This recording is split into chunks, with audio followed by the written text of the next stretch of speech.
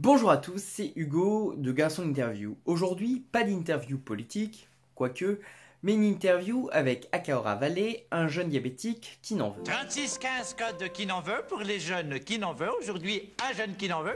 C'est la première fois que je raconte cette histoire. Bonjour monsieur Nicolas Dupont-Aignan, dans quel esprit êtes-vous? Ah, ça s'est pas entendu ni vu. J'ai pas besoin de dire les yeux dans les yeux. Rien n'est jamais sûr.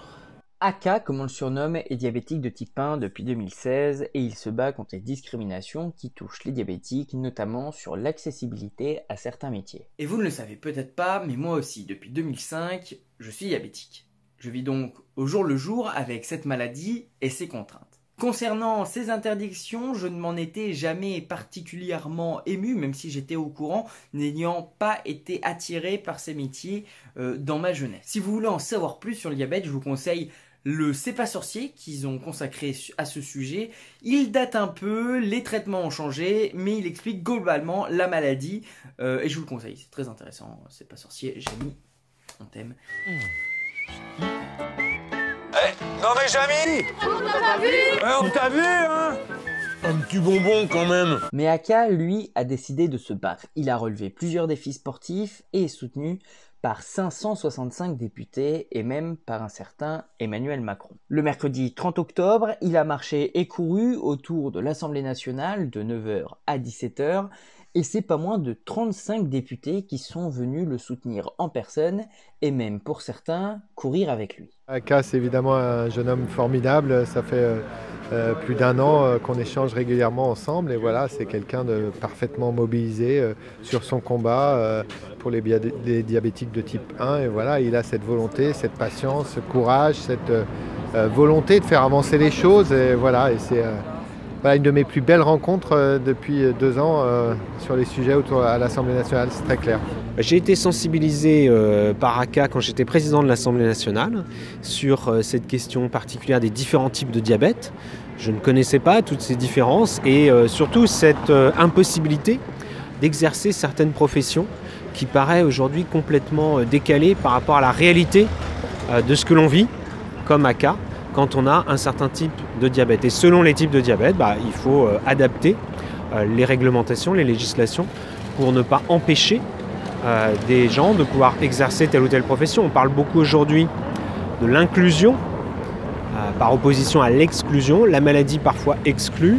Eh bien, c'est notre rôle de responsable politique de faire des règles, des législations, des lois qui permettent au contraire d'inclure le maximum de personnes, notamment dans le travail. Déjà d'une, c'est parce qu'il y a certains métiers qu'on souhaite de réaliser et à cause de notre diabète, c'est pas accepté.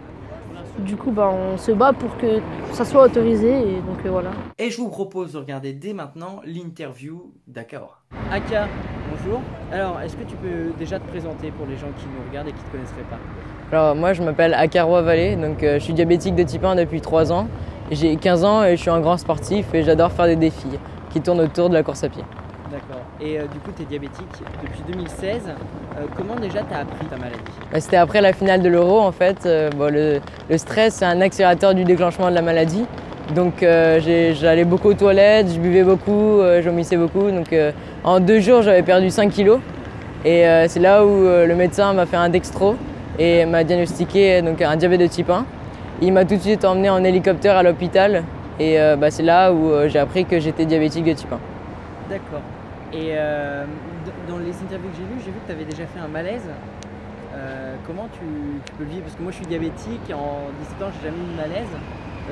Comment on le vit Alors le malaise que j'ai eu c'est juste au déclenchement de la maladie. Ah ouais, donc c'est un mini coma en fait qui a duré 2 heures juste pendant le temps donc de l'hélicoptère et qu'on m'a réveillé dans la salle des chocs. Et en fait sinon après dans ma vie de diabétique j'ai jamais eu de malaise. Ah c'est super. Et du coup qu'est-ce qui a déclenché cette envie de combattre les discriminations contre le diabète? D'abord, quand j'ai été diagnostiqué diabétique, je me suis demandé pourquoi c'était tombé sur moi. J'ai trouvé ça très injuste, ça tombe sur moi. Je me suis dit, j'ai rien fait, il n'y a aucun comportement à risque, donc j'ai rien fait, pourquoi c'est tombé sur moi? Et après, en voyant des personnes, donc j'ai été diagnostiqué à Perpignan, des personnes qui n'avaient pas la capacité à se payer le freestyle, qui n'était pas encore remboursé. qui se piquait au doigt et qui pleurait. Et c'est là que je me suis dit, faut que je fasse quelque chose par rapport aux soins. Et après, en allant sur Internet, j'ai découvert que, en plus d'avoir une maladie, il y avait une double peine parce qu'on ne pouvait pas faire certains métiers. Et c'est là où je me suis dit, c'est très injuste, toutes ces discriminations. Et je vais monter une association pour lutter contre ces discriminations. Et donc faire des défis sportifs pour alerter sur ma maladie. Et justement, le premier défi que tu as réalisé, qu'est-ce que c'était? Tu peux nous raconter? Alors, mon premier défi, ça a été de faire un 24 heures. Donc, c'était lors de la No Finish Line à Paris, où j'ai tourné pendant 24 heures autour du Champ de Mars. Et j'ai réussi à faire 101 km ce jour-là. Donc, c'est actuellement ma plus grosse performance en course à pied. Et après, j'en ai fait pas mal. J'ai fait 2 de 24 heures, j'ai fait un 6 heures. Et le dernier, ça a été de traverser la France en courant et en vélo pendant 42 jours. Et actuellement, je marche et cours autour de l'Assemblée nationale. D'accord. Et justement, en parlant de l'Assemblée nationale, tu es soutenu par 565 députés au dernier comptage que j'ai vu. Qu'est-ce que ça fait à ton âge de rencontrer tout ça? Tu as rencontré le Premier ministre, tu as rencontré le Président. Ça paraît pas un peu fou tout ça? 565 députés qui me soutiennent, bien sûr que ça paraît fou, mais en même temps, on se dit qu'on est écouté et qu'on ne fait pas ce combat pour rien. Ces rencontres avec les ministres, ça avait un but bien précis parce que chaque ministre avait une chose à changer, donc un arrêté à changer. Et j'espère qu'il y aura au moins un ministre qui fera quelque chose pour changer un corps de métier.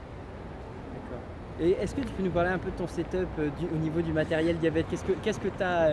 Tu vois, on compare un peu, on n'a pas tous les mêmes choses. Moi, j'ai une pompe à fil, un freestyle libre. Toi, qu'est-ce que tu as? Est-ce que tu as une pompe directement sans fil? Alors moi, j'ai un lecteur de glycémie freestyle libre et j'ai un Omnipod. Donc c'est une pompe sans fil. Et en fait, on a un appareil qui communique en Bluetooth. Et c'est à peu près comme la pompe à fil, sauf qu'il n'y a pas de fil.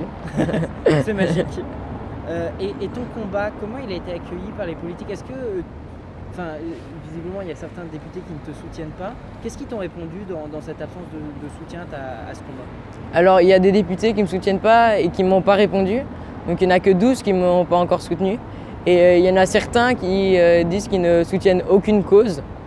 Donc, et ils se disent qu'ils n'ont pas envie d'apporter une parole pour une certaine cause parce que ça peut nuire à une autre cause.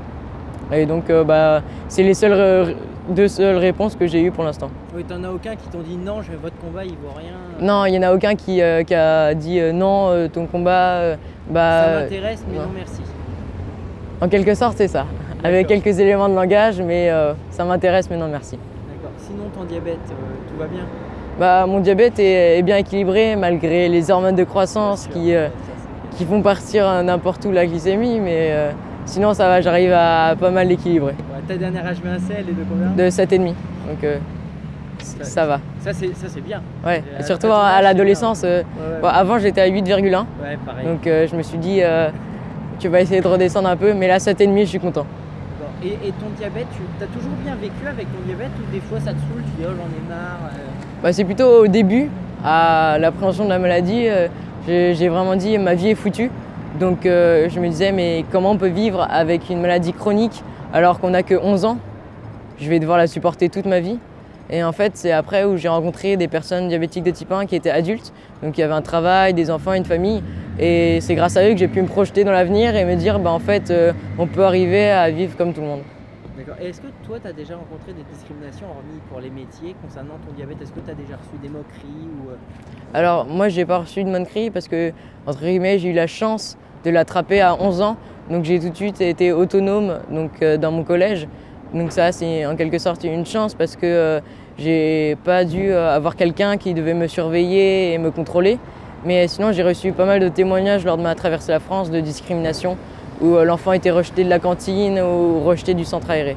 D'accord. Et justement sur l'interdiction de certains métiers, qu'est-ce que tu trouves d'absurde dans cette interdiction justement de pratiquer certains métiers? Alors ces interdictions datent de plus de 60 ans. Donc ce qui est absurde c'est qu'elles n'ont pas été révisées. Et alors que la science a complètement évolué. Avant il y avait des piqûres au doigt ou même des piqûres pour s'injecter de l'insuline. Alors que maintenant avec les lecteurs de glycémie et les pompes, on arrive beaucoup mieux à se gérer. Donc c'est juste que les lois n'ont pas pris en compte les avancées technologiques et aussi tous les métiers qui sont dans des bureaux, dans l'armée, dans la police. bah, je comprends pas pourquoi ils nous interdisent alors qu'il n'y a aucun risque. Et qu'est-ce que tu réponds à ceux qui disent « Ouais, mais on va pas donner des policiers avec des armes en diabétique si jamais ils font un malaise ». Par exemple, un CRS qui fait un malaise pendant une intervention. Qu'est-ce que tu leur réponds à ces gens-là? Alors, je leur réponds que ce qu'on veut, nous, les diabétiques de type 1, c'est juste un premier pas.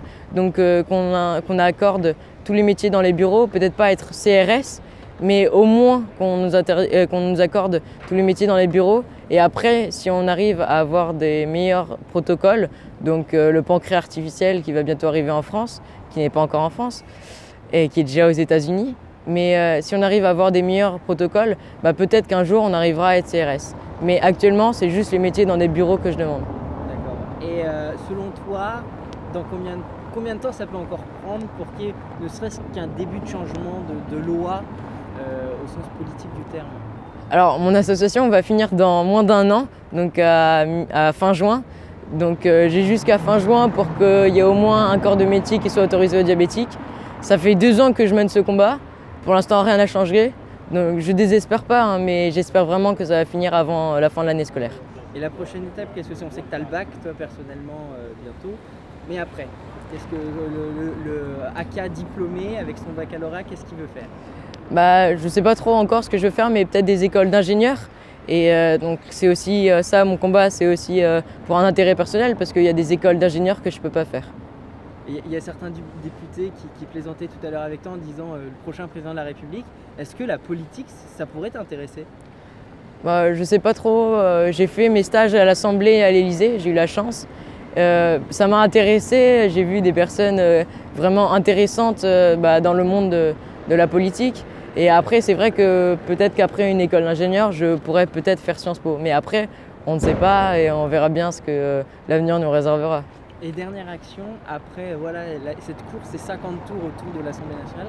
Quel autre défi tu as envie de te donner concernant ton diabète notamment? Des défis, en fait, je m'en donne presque tout le temps.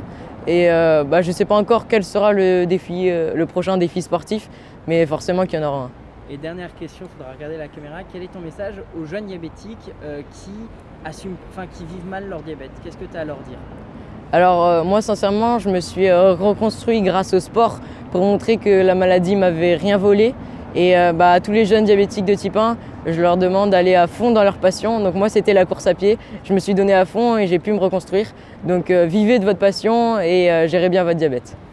Merci à tous d'avoir regardé cette interview avec Akaora Valley que je soutiens bien évidemment vu que je suis diabétique moi aussi. Si vous aussi vous voulez le soutenir, vous avez la pétition que vous pourrez signer en description. Vous aurez aussi ses réseaux sociaux pour suivre ce qu'il fait et vous avez aussi mes réseaux sociaux parce que vous l'avez vu, je sors moins de vidéos parce que je suis en stage tout simplement. Et si vous voulez suivre toute l'actualité de Garçon de l'interview, les nouveaux tournages et les nouvelles sorties, eh bien vous avez qu'à liker tout ça, vous avez tout en description. Vous avez Facebook, Twitter, Instagram et même LinkedIn. Donc voilà, n'hésitez pas, allez-y. Et n'oubliez pas, c'était Hugo pour Garçon d'interview. Ah ciao, bonsoir.